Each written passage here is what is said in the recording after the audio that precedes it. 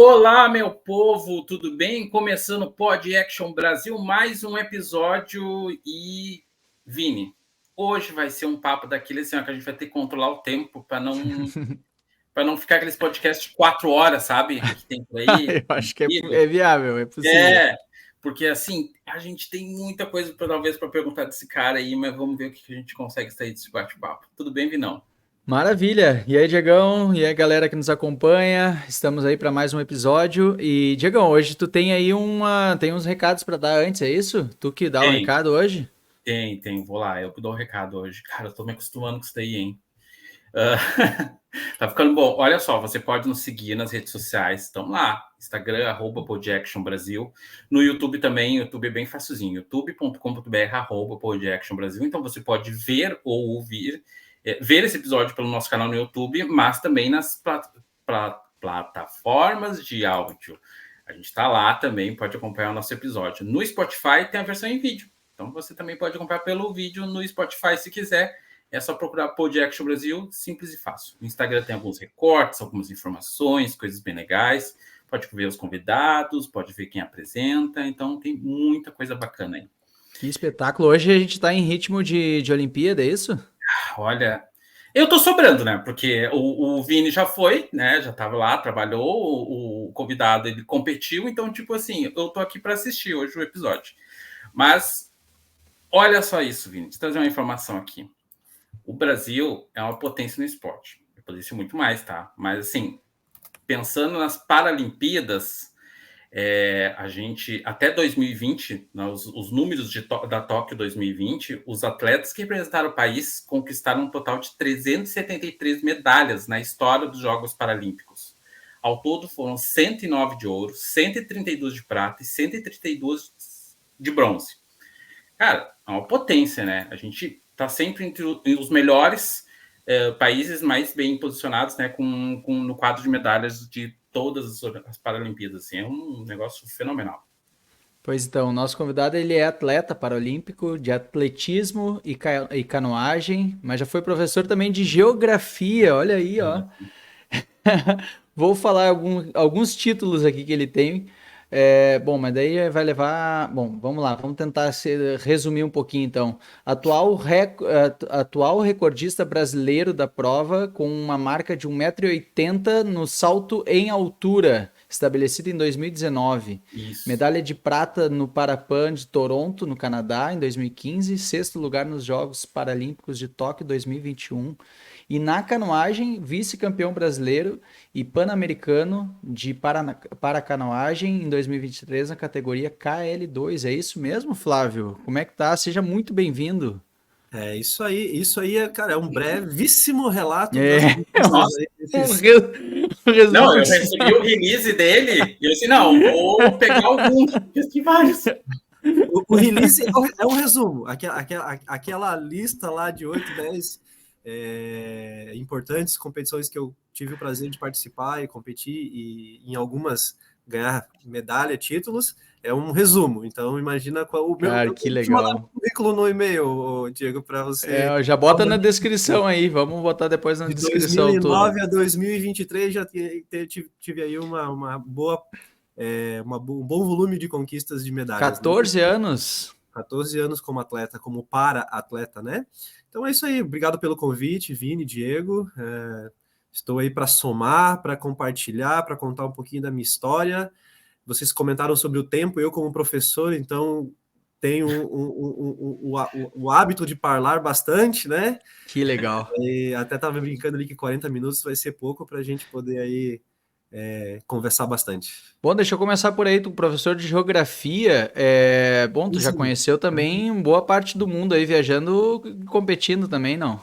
Este lado sempre aflora aí quando eu estou viajando, né? Pois é. Antes de me tornar atleta, eu tive uma vida comum, normal, sem tanto sofrimento físico, né? Mas fui estudar, fui trabalhar e acabei aí enveredando por este lado da licenciatura em geografia. Me ajudou bastante em muitos momentos, tanto no período em que eu estava cursando, quanto pós, né? Sabe que a vida de atleta não é fácil, você precisa, no início principalmente, trabalhar e treinar e sair para competir. e quando você tem a oportunidade de estar vinculado a escolas, você acaba tendo a oportunidade de configurar o teu horário de uma forma que você consiga fazer ambos sem deixar de ser de ter rendimento em ambos, né? Em 2015, então, quando eu percebi que um dos dois iria ficar muito aquém do meu potencial, aí eu decidi partir e me tornar apenas não, me tornar somente atleta, né?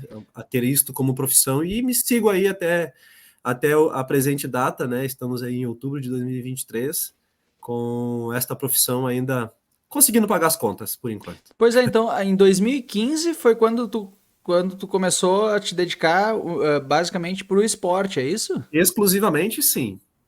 Até 2015 eu sempre mantive aí o meu tempo dividido entre trabalho É porque e a essa é profissão. uma realidade que a gente tem, né, no Brasil, assim, principalmente com os Sim, esportes que não são tão conhecidos ou, enfim, tão divulgados, acaba sim. que quem é atleta que está competindo ali sempre tem a sua profissão, né? Eu, enquanto atleta, para mim, isso acaba sendo uma triste realidade, né? Claro. Eu até, de certa forma, tive um pouco de sorte no sentido de ascender a um nível de Olimpíadas, de Paralimpíada, com uma certa rapidez, mas a gente acaba convivendo com inúmeros atletas que são campeões estaduais, sempre estão aí no top 10, top 5 no país, né? Na sua modalidade, na sua prova.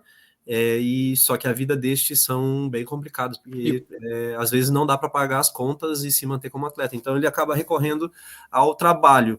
E aí, como as empresas têm as suas regras, difícil, torna-se uma relação complicada, porque o atleta precisa treinar, precisa sair para viajar, e aí tem que fazer banco de horas, ou então apresentar atestado, que a gente sabe que não é verdade, e aí essa relação se torna complicada, aonde muitos acabam recorrendo ao trabalho anônimo, né, a um trabalho frio, para poder, ao mesmo tempo que trabalha, Conciliar. faz o seu sustento, consegue ter autonomia para sair para competir, e quando é que etc. foi que tu conseguiu, assim, que tu viu que, bom, aqui eu vou me dedicar mais, vai dar certo, ou no fim das... Porque só consegue fazer isso, imagino eu, depois que o resultado já aconteceu, né? Aquela coisa assim, já alcançou o resultado e aí tu vai fazer isso, porque antes do resultado aparecer, tu tem que estar na labuta, Já né? tem que estar no hype, já tem que estar bem colocado em grandes rankings ou com grandes conquistas, né? Na verdade, foi em 2015 mesmo que eu atingi, né, um ápice assim financeiramente de poder fazer uma reserva de emergência e ter toda uma gordura para queimar. E o status de atleta olímpico também faz a gente, dentro das leis e dos editais, ter aí um retorno dentro daquilo que é o máximo que se pode conseguir dentro do governo, seja estadual, que começou há pouco tempo, mas pode ser citado, federal, estadual no caso de Santa Catarina, começou há 2 anos a Bolsa, federal, que já vem há muito tempo, e também municipal, né? Então, quando você tem esse status de atleta olímpico, de nível olímpico, no caso, né, por ter participado, você consegue atingir aí o máximo que esses recursos podem ser disponibilizados, né? E aí, com o passar do tempo, a gente, dentro de uma organização financeira, em 2015 eu consegui passar a me dedicar somente ao esporte e tem dado certo até então, né? E aí, em 2015, eu poderia ter me mantido vinculado, né, ao emprego que eu tinha na época, que era como professor. Eu estava concursado no governo do estado de Santa Catarina, eram 10 horas aula. Tá, Flávio, mas 10 horas aula são apenas 2 manhãs, por exemplo. Sim, são 2 manhãs na escola, mas também são pelo menos tantas horas quanto em casa, fazendo prova, correção, Organização. etc. Né? Ao tempo que eu poderia estar usando esses dias, horários para descansar, para fazer uma massagem ou um treino extra, isso tudo acabava tirando um pouco o meu foco. E foi quando eu, juntamente com a minha esposa, ela não gostou muito da ideia, né? Porque deixar um concurso não é algo usual. E na verdade já foi o meu segundo concurso que eu pedi a exoneração. E aí eu acabei decidindo. Por quê? Porque naquele ano haviam 2 competições importantes que eu gostaria de ter ido, e eu fui, que foi o Parapan de Toronto em 2015, onde eu me sagrei vice-campeão, e eu fiquei em 7º lugar no Mundial, no Campeonato Mundial em Doha, no Catar. E logo na sequência, em 2016, tínhamos no Brasil a Paralimpíada, que eu também fui, então valeu muito a pena já de imediato, né? Então foi mais ou Então, em menos 2015, tu não tinha presença garantida ainda nas Olimpíadas?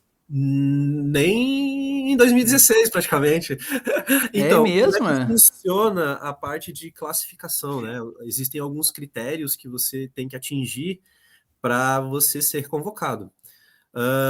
Você tem que ter classificação internacional, ter competido em competições que os resultados são homologados no ranking internacional e tal. Só que dentro do país é uma briga muito grande pelas vagas. Por quê? Porque os brasileiros são muito bons. Como o Diego falou na introdução ali, o Brasil sempre ganhou muitas medalhas na Paralimpíada e o atletismo é um dos responsáveis por isso.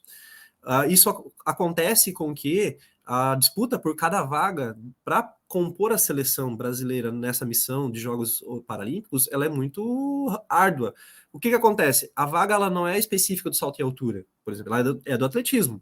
Independente se tu é homem ou mulher, se tu é amputado de braço ou de perna, se tu é cadeirante, se tu é cego, se tu faz o 100, o 200 ou 5.000, ou se tu faz salto em altura ou peso, não importa.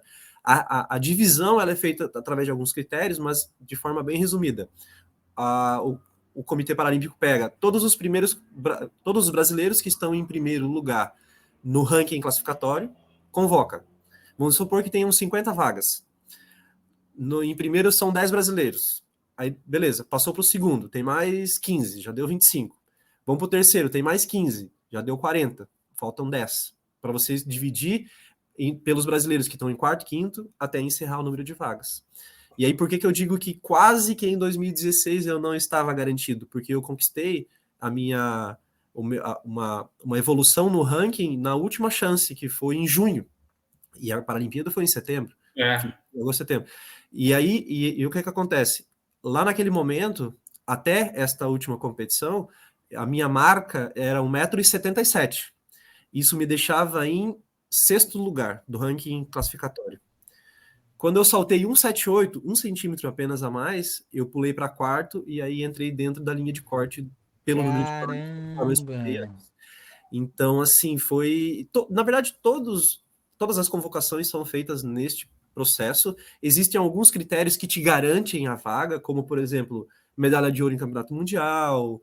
Existe uma tabela que é chamada de índices mínimos dentro do Comitê Paralímpico Brasileiro. Só que, por exemplo, tu tem que fazer como se fosse aí 97% do recorde mundial para você estar dentro desse índice A, isso garante a tua participação, e aí esses critérios vão vindo até essa passagem pelo ranking em classificatório. No caso, para o Rio, se não me engano, eu tive que subir para quinto ou quarto lugar do ranking classificatório para garantir a vaga. Se eu tivesse uma marca anterior, eu estava fora. E aí, assim, recorrentemente a gente passa por essa inconsistência, né? Porque tu não tá garantido. Não fazia ideia disso. Não, tu vê que eu, como treinador, fico com a cabeça fervendo aqui, porque, cara, esse 1 centímetro, o quanto tu teve que treinar por causa desse 1 centímetro de 1,77 m para 1,78 m, que a gente pensa assim, é um negócio que, pô, é 1 centímetro, mas a tua dedicação e a própria questão que a gente estava falando agora da tua dedicação full time, de poder focar nisso, de um descanso, alimentação, cara, isso é Faz meio muita diferença, né? centímetro, 1 centímetro tá aí, né? Sim, sim. É algo que você precisa ter todo um restart do que tu fazia. Porque, por exemplo, eu tive em 2015, em 2014, na verdade, eu saltei 1,74. Em 2015, eu continuei com 1,74. Chegou num platô que foi muito difícil evoluir. E aí, em 2016, eu tive que fazer tudo diferente. Mais carga, mais tempo de treino, mais mobilidade, mais educativos, mais salto, mais pliometria, mais carga na academia. Eu cheguei a puxar na academia, fazer séries, movimento curto e tal, com 420 quilos no leg press. Nossa Senhora. Lembrem-se que eu tenho uma perna apenas, não? E aí, o que acontece, né? Só não, na verdade, não foi mais porque a gente ficou com muito medo de acontecer algum tipo de escape de cabeça de fêmur ou alguma lesão. Tinha que estar com o corpo totalmente travado, então tinha um pouco de risco ali. Pelas minhas forças, eu senti que dava para ter ido mais. E outra referência que eu sempre gosto de citar, no agachamento, eu fazendo no Smith, né, na guiada, eu consegui tirar 240 quilos Meu fazer um Deus do céu. movimento curto, né, um ropezinho, mas quebrar o joelho, tirar da inércia já é 240 quilos, já é uma coisa bem considerável, mas fazer um movimento de agachamento, mesmo que curto, 2, 3 vezes com esse peso, eu pesava na época 63, 65 quilos, era praticamente 4 vezes o meu peso. Bah. Mas olha só, Flávio, voltando um pouquinho antes, vamos lá. Como é que chegou a se tornar um atleta paralímpico, cara? Conta um pouco dessa tua história aí para quem não te conhece direito. Pois é. O primeiro critério para tu ser atleta paralímpico, tu tem que ter algum tipo de deficiência, né? Isso aí é o princípio do processo. Então, o que aconteceu comigo? Eu, aos 16 anos de idade, eu descobri um câncer ósseo no fêmur da perna esquerda, este câncer maligno. Fiz quimioterapia, infelizmente ela não eliminou o câncer, ela apenas estabilizou o crescimento, né? Impediu que ele continuasse a crescer. E aí os médicos colocaram assim, ó, tu tem dois caminhos, ou fica com a perna e assume um risco de 97% de óbito, ou tu tira e tem ali um 50-50, né, um 50% ainda de chance. Não é fácil, né, não posso dizer que foi fácil, porque realmente não é, 16 anos de idade, toda uma série de questões ainda a ser resolvidas, né, para chegar numa vida adulta, mas eu acabei decidindo naquele momento fazer a retirada e optei em viver com uma perna, né? Arrisquei ali ter uma sobrevida com uma perna do que morrer com as duas, né? E não me arrependo. Então, desde do momento em que eu amputei e alguns tratamentos posteriores ali, eu nunca mais tomei nenhum tipo de remédio ou tive nenhum tipo de problema relacionado a câncer. Então, eliminou totalmente 100%, e isso já se vão 20 anos. Foi em 2002, novembro de 2002, que eu amputei. Então, já vai para 21 anos, né? Então, já são 20 anos que eu não sofro mais nenhum tipo de problema relacionado a câncer, assim. Eu, na verdade, raramente fico doente e tomo remédio. E a saúde sempre muito forte. Infelizmente, isso ocorreu naquele momento, né? Tu já Posteriormente, praticava esporte? não. Malemar jogava umas peladas nas quebradas, nos campinhos de terra lá, de terra batida dos pé vermelho, que né, a gente chama lá no Paraná, né? Aquela terra é forte. E aí, nada, só na escola, ou esses jogos sem nenhum tipo de regra, né? Então, eu sempre fui muito ativo, sim, mas nunca pratiquei nenhum tipo de esporte de forma mais profissional, assim. E aí fui me enveredar realmente para o lado do esporte paralímpico já com 23 anos, 23 para 24 anos. Então, eu passei esses 6 anos entre a amputação e o início nas vivências aí do mundo paralímpico, vivendo uma vida normal. Fui trabalhar, fui estudar, fiz a parte da universidade, né? Me tornei professor, fiz concurso e fiz algumas coisas que os adolescentes jovens fazem, bebe, deixa o cabelo crescer, bate o carro, não façam isso, não é legal, mas foi uma forma talvez de eu me expressar a minha revolta, entre aspas, por ter perdido a perna, que a gente fica muito com muito porquê, né? Principalmente lá no começo. Claro. É comigo. Nunca fiz mal para ninguém, nunca, né, tive, né, não bati, não fiz, mas aconteceu, e com o passar do tempo a gente vai amadurecendo e entendendo que aquilo ali talvez tenha me tornado uma pessoa melhor do que eu era, e o principal é que a falta da perna não me define. Não Claro. define. Eu não me reconheço como o Flávio sem perna, eu me reconheço o Flávio atleta, professor, pai de família, amigo, referência. Dificilmente eu vou me reconhecer como Flávio o amputado. Então, são as escolhas que a gente faz com o que acontece com a gente que definem quem a gente é, e não exatamente o que acontece. É uma máxima que eu tenho, e é por isso que muitas vezes as pessoas se surpreendem com tudo que eu já fiz até hoje, em gênero, número e grau, porque eu realmente nunca vi problema em fazer nada. Sempre tive a mente aberta e principalmente aproveitei as oportunidades. Ô, Flávio, obviamente deve ter começado por lazer, algum tipo de esporte, assim, mas qual foi esse esporte? Quando é que começou a ver que estava se tornando um pouco mais sério, precisava, né, dar um up nisso? Foi de veras por lá. Não, na verdade, não foi por lazer, não foi. Eu tava puxando a memória aqui. Como é que funcionou, né? Lá em 2008, nós tivemos uma boa participação do time brasileiro na Paralimpíada de Pequim, e eu assisti, e aquilo ali já ficou, sabe, alimentando internamente esse Tu processo. conhecia alguém que estava no time, não? Não, eu sou do Só interior do assistindo. Paraná, lá não tínhamos ninguém assim que tivesse composto o time brasileiro até então, era mais questões Por acompanhar. de acompanhar via internet no momento, de forma bem incipiente, e de TV, né, cara? Então eu conhecia mesmo, era aqueles que ficavam mais nos holofotes, assim. E aí, lá em 2008, a gente acabou se reunindo, um grupo de pessoas com deficiência, montamos uma equipe e buscamos recursos para montar uma equipe de handball em cadeira de rodas. Existe o handball, ele é uma adaptação aqui do Brasil, né? O formato que a gente jogou, feito por professores da Unicamp e tal, muito legal. Procurem handball em cadeira de rodas, se vocês não conhecem, é uma dinâmica muito top. Infelizmente, não é ainda reconhecida para ser paralímpica, e aí não, né? Eu acabei migrando para outras modalidades, mas eu tenho uma nostalgia quando falo do handball. E aí, naquele momento, então, a gente treinou coisa de 60 dias e viemos até Itajaí participar de uma competição de handball, que era uma competição organizada aqui na universidade, que ela ia desde do infantil ao sênior, e aí o Paralímpico também estava inserido, que era o Itajaí Handball Cup. Vinham equipes de fora, de outras categorias, é claro. E aí a gente jogou aqui, eu conheci o pessoal da cidade, do Clube Roda Solta, que é um clube exclusivamente para pessoas com deficiência, para a prática de esporte, não é beneficente nem nada.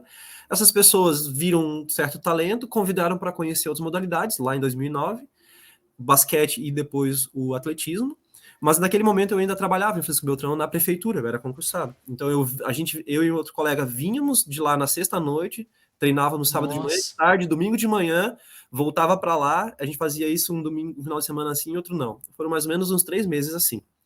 E aí eu participei em março, isso foi ali a partir de fevereiro. Em março, no meio desse período, eu participei de uma competição regional no lançamento do dardo e eu terminei o ano em terceiro lugar do ranking nacional. Então ali, opa, temos um talento aí, temos uma possibilidade, quem sabe, de se tornar atleta. Em junho eu pedi exoneração do concurso e em julho eu vim morar em Itajaí. Eu e esse colega, a gente morou um ano e meio embaixo da arquibancada de um ginásio aqui em Itajaí. A gente montou um alojamento ali. E aí, nesse meio tempo, tinha que trabalhar, tinha que pagar as contas, tinha que treinar e fazer banco de horas para sair para competir. E assim foi. Em 2010, novamente, eu fiquei em terceiro lugar no lançamento do Dart. Só que nesse momento eu já conhecia mais profissionais e tal, e uma professora que trabalhava conosco na pista, quando voltou de um evento, de um curso, ela associou um vídeo institucional do comitê, onde tinha um atleta que fazia salto em altura sem uma perna, se não me engano era um chinês que saltou em 2000 em Sydney. E ela associou com as minhas habilidades que eu demonstrava no treino. Geralmente, às vezes eu deixava a muleta de lado, saía pulando, pulava por cima das muretas que tem aqui na pista, então sempre fui muito ativo. Ela falou, vamos fazer salto em altura? Adivinhem qual foi a minha resposta? Claro. Claro que não. A minha, Capaz. as minhas primeiras respostas para ela foram não. Por quê? Medo de machucar o tornozelo, o joelho, quadril, coxa. E aí, se eu machuco, o que eu faço? Porque eu não conhecia, eu não sabia nem o que era salto em altura direito. E aí ela acabou insistindo um pouco. Naquele ano a gente teve uma competição aqui em Itajaí, que foi o Parajasc, né, Jogos Abertos Paradesportivos, eu participei e saltei a marca de 1,41 m.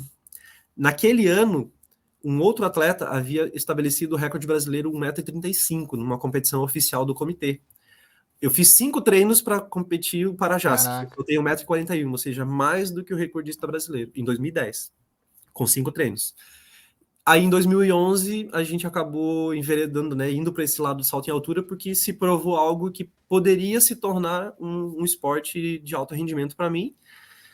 Investi no treinamento, né, de forma específica no salto em altura. Então eu fui evoluindo. 1,50 m, depois 1,53 m, 1,55 m, 1,58 m, 1,60 m. Se não me engano, em 2011 eu terminei o ano com 1,60 m. E aí a gente começou a pensar em Paralimpíada, porque no ano seguinte seria Londres.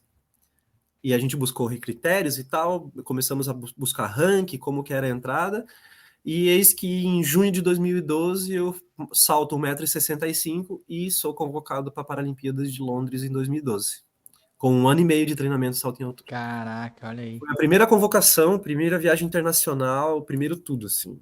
E tu já tinha algum tipo de patrocínio, algum apoio para conseguir fazer isso? Deixa eu aproveitar essa pergunta do Dieguinho e emendar aqui.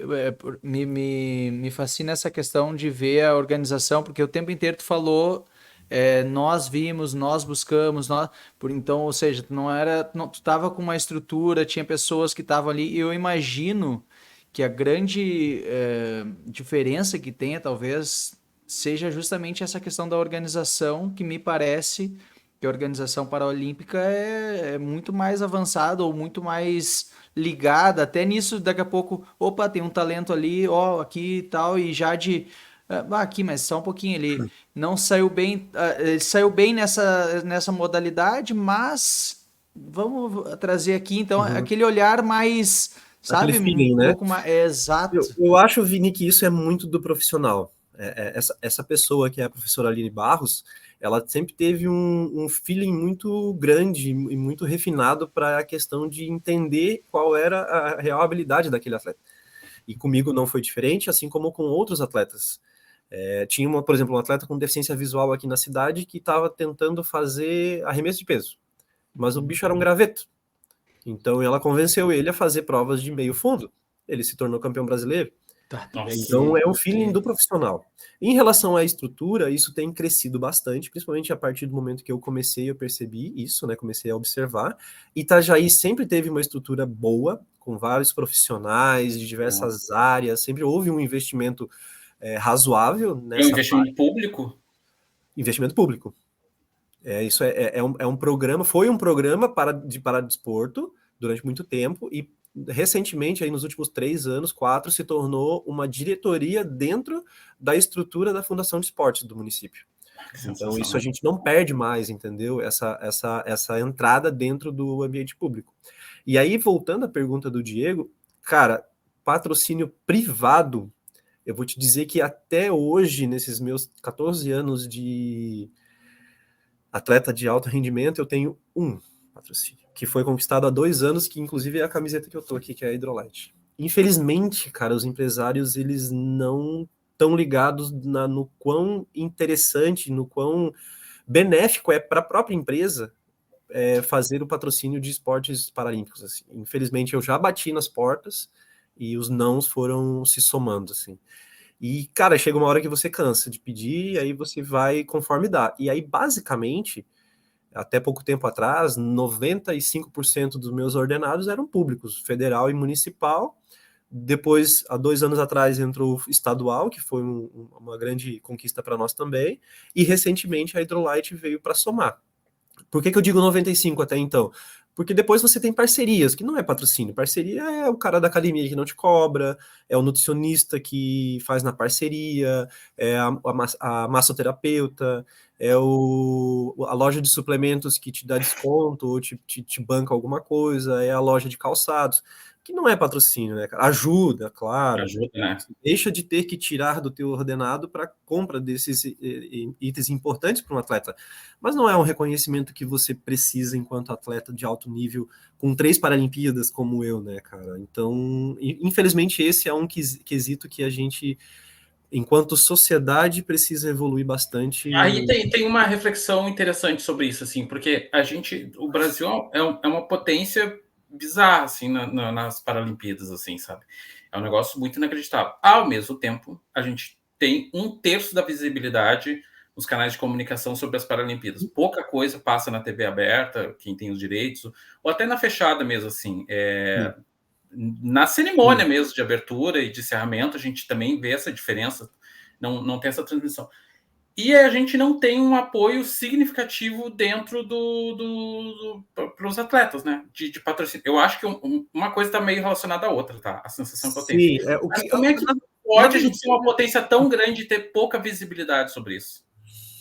O que eu vou te dizer, assim, ó, em relação à mídia, tu pode falar mais do que eu, né? A gente acaba perdendo nichos, perdendo os espaços, porque não vende, cara. Infelizmente, a sociedade ela é composta por nichos, entende? E aí, quando tu trabalha com esporte paralímpico, cara, o cara tem que gostar muito de esporte, tem que estar muito vinculado, ou ter alguém na família, ou coisa, para ele realmente consumir algo que seja daquele nicho. Né?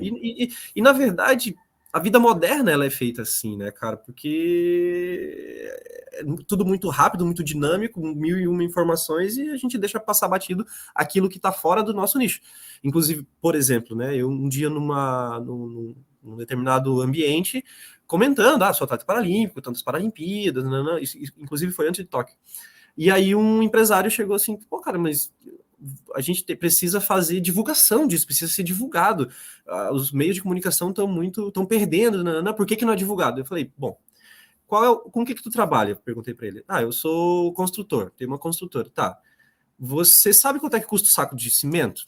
Sei. Você sabe quanto é que custa a hora de um pedreiro? Sei. Você o metro de pedra, o metro de brita, o quilo do ferro? Sei. Beleza, eu não sei. Agora, se tu me perguntar quem foi o campeão olímpico, campeão paralímpico, qual é o recorde mundial, eu vou saber. Então, a nossa vida ela é feita de nichos, e infelizmente a gente acaba perdendo visibilidade porque as pessoas estão cada vez mais nichadas. Tá errado? Não. Poderia ser melhor? Poderia. É claro que quando você você para olhar no âmbito geral as grandes mídias, aí eu concordo contigo. Precisaríamos sim ter mais espaço para ser reconhecidos. Mas aí a gente entra numa seara que realmente são grandes tubarões e o que manda é o dinheiro. Não, a discussão é longa sobre isso. Você acaba tendo essa dinâmica totalmente diferente. E aí, o que acontece também? Existem empresas que patrocinam o Paralímpico, existem empresas que patrocinam times paralímpicos e tal. Mas aí a gente está falando de algo mais institucional, que vai ser direcionado para o comitê, para ele redistribuir ou utilizar isso da melhor maneira. E as grandes empresas que dão um patrocínio de forma direta, elas acabam escolhendo quem realmente está na mídia. Aí pega um Petrúcio, que tem o recorde mundial nos 100 metros, não tem um braço. Aí pega... Vai me faltar palavras agora para contar, mas aqueles que estão claro, os caras hype do momento, ou estão sempre ganhando medalha ou batendo recorde. E é do jogo, infelizmente. E infelizmente também os demais ficam aquém, né? Me diz uma coisa, Londres, então, como é que foi a experiência? Bom, imagino que dali também dá uma virada, assim, né? Tipo, porque daí tu já começa, obviamente, falando em treinos de novo, tu treina por ciclos, né? E aí quando tu termina uma Olimpíada, tu já pensa, pô, próximo ciclo olímpico, 4 anos, o que eu vou fazer nesses 4 anos? A tua agenda acaba se baseando, imagino muito eu, que por esse ciclo olímpico, né? Sim. Como é que foi essa experiência aí? Na verdade, eu vivi um ciclo olímpico para o Rio, né? Para Londres foi um susto, foi aquela coisa assim, vamos fazendo e vamos ver até onde chega. Brinde. Foi. As pessoas, como é que foi? Foi realizar um sonho. Não deu tempo de sonhar, eu só fiz. Mas assim, cara... Mas também ao mesmo tempo chegar lá é muito grandioso, né? Claro, totalmente, assim, totalmente fora de qualquer contexto que eu já tinha vivido anteriormente, né? Você acaba ficando nervoso, imagina a primeira convocação internacional, um país totalmente diferente, tudo, né? Mas ao mesmo tempo ele te dá bagagem para você aprender a lidar com emoções, com mídia, com viagem, com a própria situação de você competir internacionalmente com atletas, né, de todos os países que estão presentes, etc. Então foi uma experiência muito benéfica para mim. E aí, por exemplo, assim, o maior público que tinha visto eu saltando aqui no país nas competições nacionais era, sei lá, 400, 500 pessoas, metade composta por atleta, outra metade dirigente e família e tal. A escola, talvez. E aí eu entro no Estádio Olímpico de Londres, em 2012, com 80 mil pessoas. Nossa! Fora o baile das transmissões, que eu não consigo nem cogitar mais, não lembro também. E aí, cara, segura o nervosismo como? Cara, mas esse é outro ponto, né, que se fala muito, a questão dessa pressão do trabalho psicológico, né? A gente já falou bastante também sobre esse tema, assim, é uma vibe que precisa ser muito bem trabalhada também, né? Mas tu sabe que eu fui entender isso só, sabe quando? Em 2016, quando eu realmente precisei compor uma equipe técnica multidisciplinar. Até 2015, eu tinha como profissionais o preparador físico, técnico da pista, né, de salto, e o nutricionista.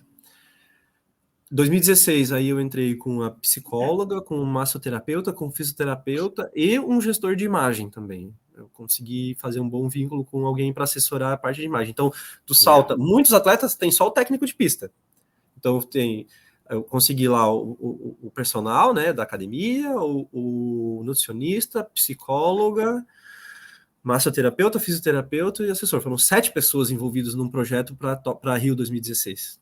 Não é fácil, não é brincadeira. Se fosse pagar todos esses profissionais mensalmente, porra, é muita grana. Isso é uma curiosidade, né? Esse aí é aquele 1 centímetro. E esse aí foi aquele sem curiosidade. Ao longo do ano aqui, a gente percebeu que esse assunto de comunicar vários profissionais para chegar num único objetivo, isso apareceu muito ao longo do ano aqui, para a gente, em diferentes formas de conversas, né, Vini? De como isso dá um impacto muito positivo para quem está treinando. Sim, sim. E a parte psicológica que vocês comentaram ali foi bem fundamental, porque ela oferece ferramentas para você ter controle dos teus sentimentos, das emoções, das sensações no momento em que elas surgem. A gente sempre acha que está no controle. E aí, cara, por exemplo, lá em 2012 eu não tinha, 2016 eu já tinha, 2021 eu tinha mais ainda.